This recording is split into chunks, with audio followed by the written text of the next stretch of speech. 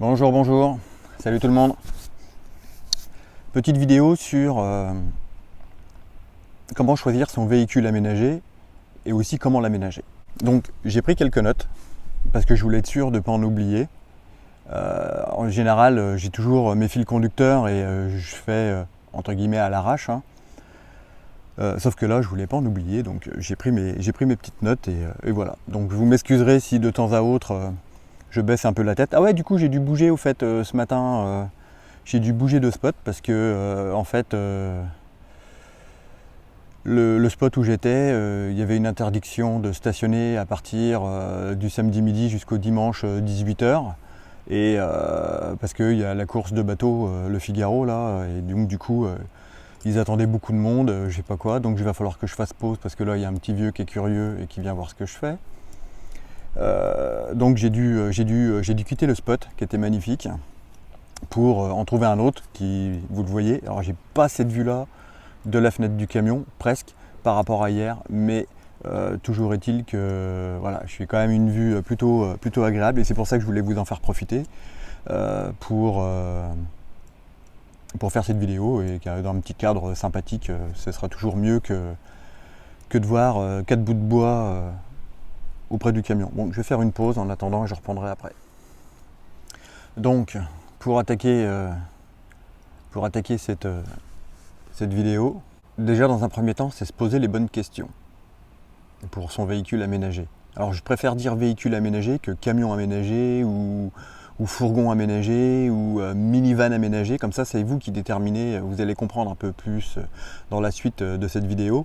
Je préfère choisir le terme véhicule aménagé parce que chacun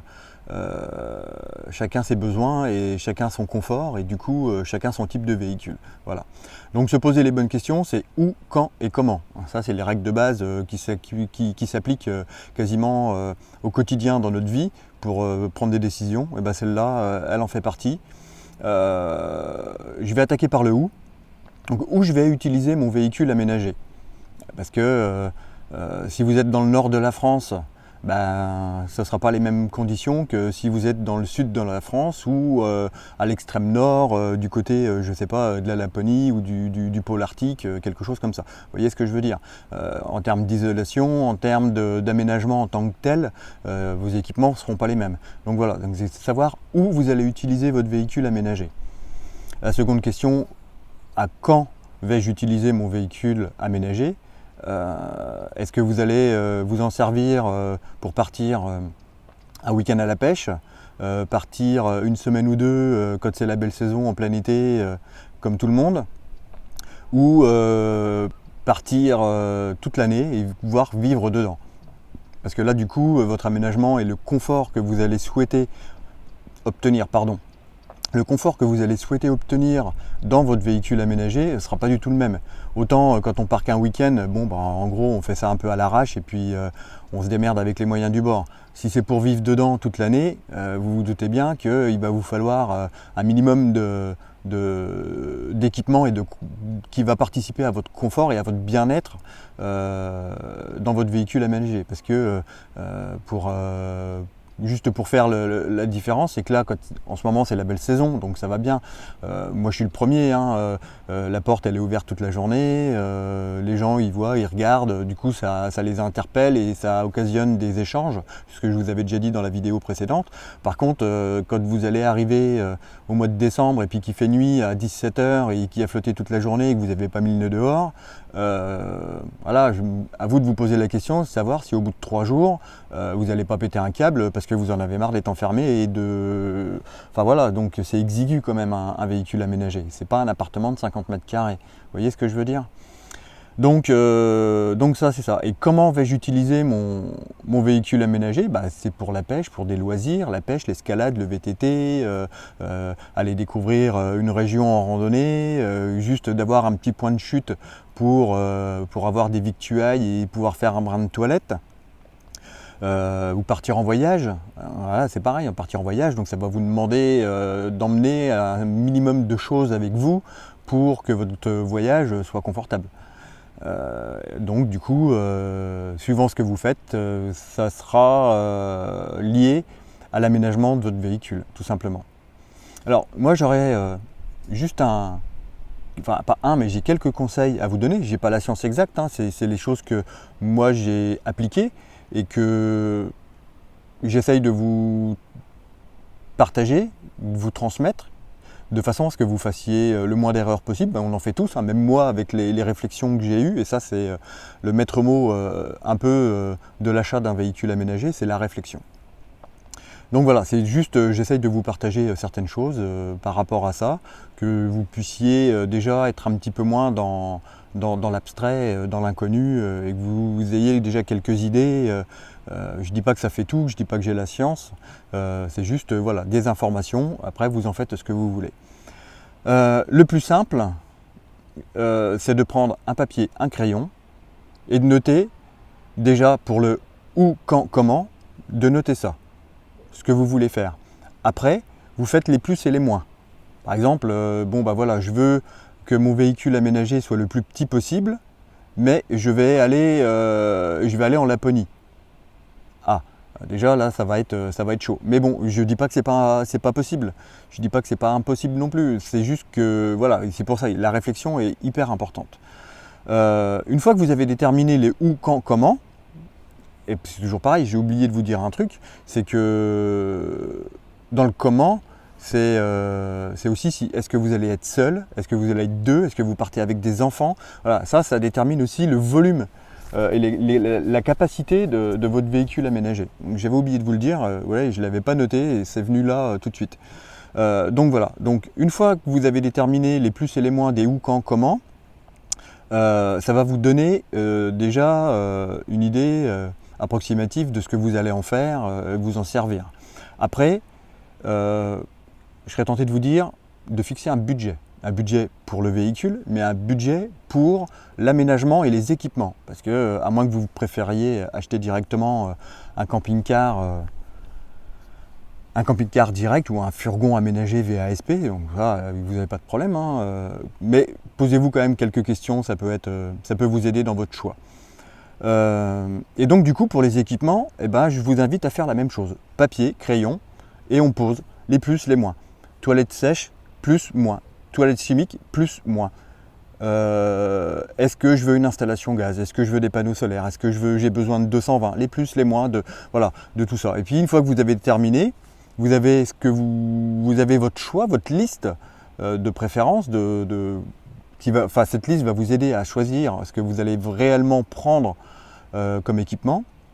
Et du coup, ça pourra déterminer aussi une partie de votre budget. Après,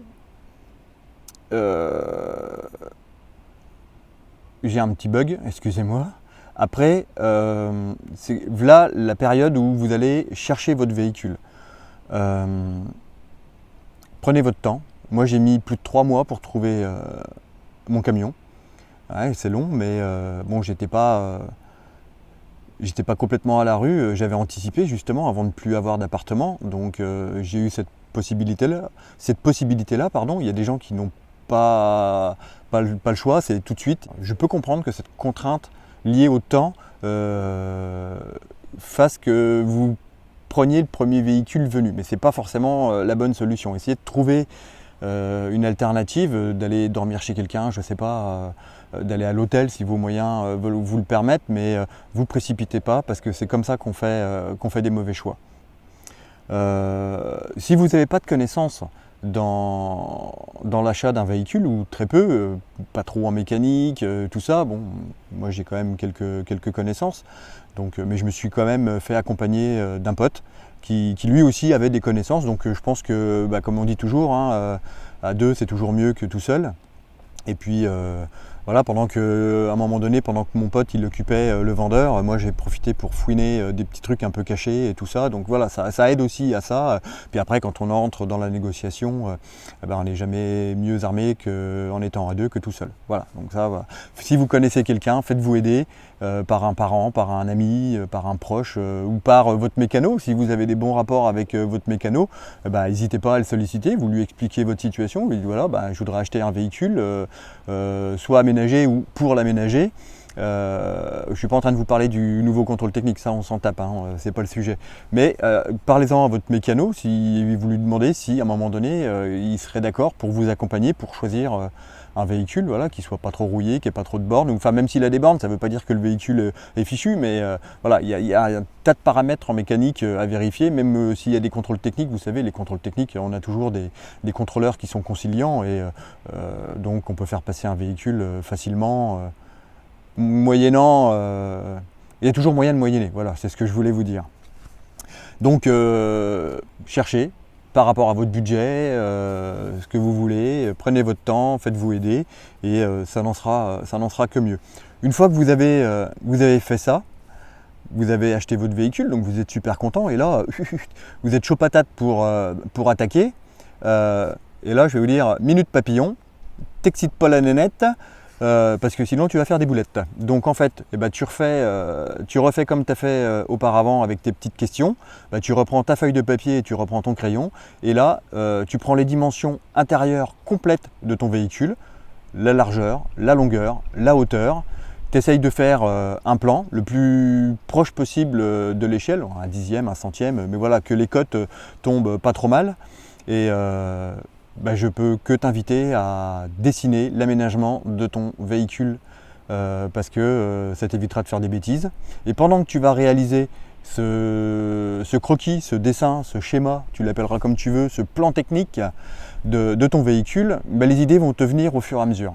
Et il va falloir que tu te dises, ah ouais, mais tiens, avant de poser ça, il va falloir que je fasse ça. Par exemple, avant de poser mon lit, il faudrait peut-être que j'installe mes réservoirs d'eau. Donc réservoir d'eau dit tuyau. Donc voilà, donc ça veut dire qu'avant de finir l'isolation et de plaquer par exemple les parois de ton véhicule, il faut que tu fasses passer tes tuyaux. Tu les caches. Par exemple, moi mes tuyaux sont cachés, mes fils électriques sont cachés, parce qu'il faut savoir que si demain tu veux faire homologuer ton véhicule en VASP Autocaravane, il faut savoir que dans la réglementation, ils te disent qu'aucun fil ne doit être apparent.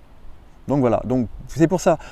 Cherche aussi sur internet, un peu sur les forums, en regardant des vidéos sur YouTube, et cherche au niveau de la réglementation. Elle existe, hein, je l'avais trouvée. Si je la retrouve, je te la mets dans le descriptif. Et puis tu verras qu'il y a des choses à faire et à ne pas faire. Et ça, je comprends tout à fait qu'on ne puisse pas faire n'importe quoi, parce que quand je vois que, après chacun fait comme il veut, mais quand je vois qu'il y en a qui mettent des poêles à bois dans le véhicule, moi ça me fait flipper, ou des poêles à cardane, là, vous savez, les poêles au pétrole, c'est pas prévu pour ça, le volume d'air est pas suffisant dans un véhicule aménagé, même si on prend le mien qui est quand même un gros volume, qui fait pas loin de 20 mètres cubes, 20 mètres cubes avec un poêle au cardane toute la nuit, je suis pas sûr, donc même en mettant un détecteur, mais j'ai pas envie de prendre le risque. Donc voilà, donc c'est pour ça, il faut penser à toutes ces petites choses là, et donc c'est pour ça que j'en reviens, faites un plan de comment vous allez aménager votre véhicule, et au fur et à mesure que vous allez faire ce plan, les idées vont vous venir, et puis vous allez penser à telle chose, ou encore à une autre. J'espère que le vent, la moumoute elle protège bien, parce que là il y a un petit peu de vent, donc j'espère que ça va pas être trop dégueulasse. Donc voilà, c'est ce que je voulais vous dire. Et pour terminer, là je vais parler de mon cas. Et en fait, donc je vous l'ai dit tout à l'heure, moi j'ai mis un peu plus de 3 mois à trouver mon camion. Et donc j'ai appliqué ces règles-là, entre guillemets, hein, c'est pas ces règles, mais j'ai fait ça, je me suis posé des plus, des moins, de ce que je voulais faire, de ce que je voulais pas faire, de ce que j'avais besoin d'emmener. Et après, j'ai fait des plans. Et en fait, j'ai passé presque 6 mois à réfléchir comment j'allais aménager mon camion pour que ce soit le mieux possible, le plus confortable possible, tout en ayant de la place et de pouvoir utiliser au maximum cet espace qui m'est offert. Et donc voilà.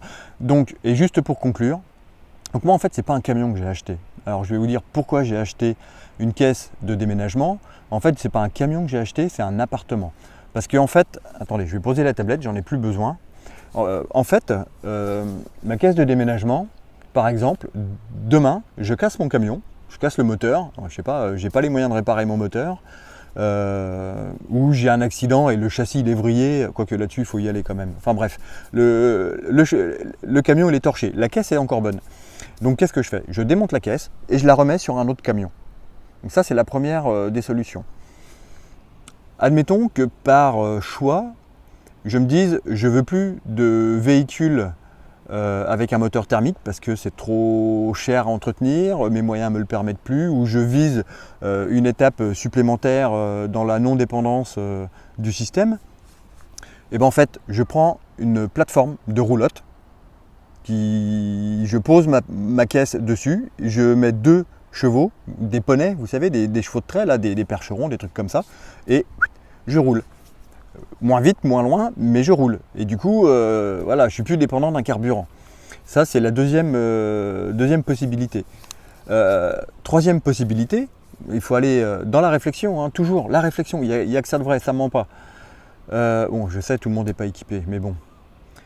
Donc la réflexion, et si on pousse un peu la réflexion, je peux même envisager d'acheter une plateforme flottante, de poser ma caisse sur cette plateforme flottante et de voyager sur les eaux navigables de France, tout simplement.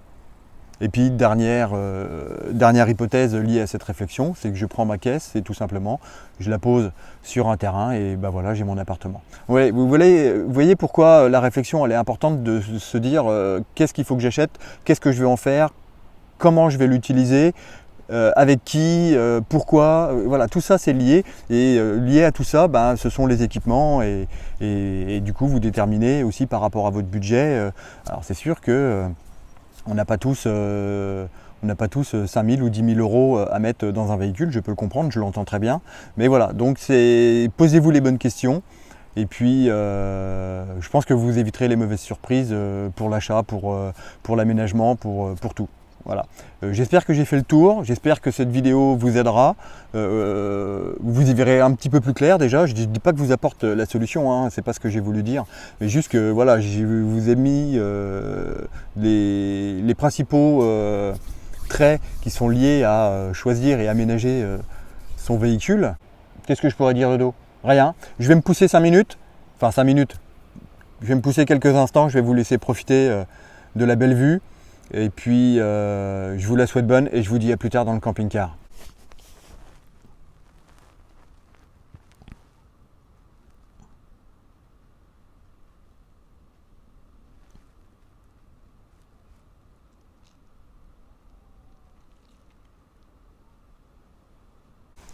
Et voilà, c'est fini.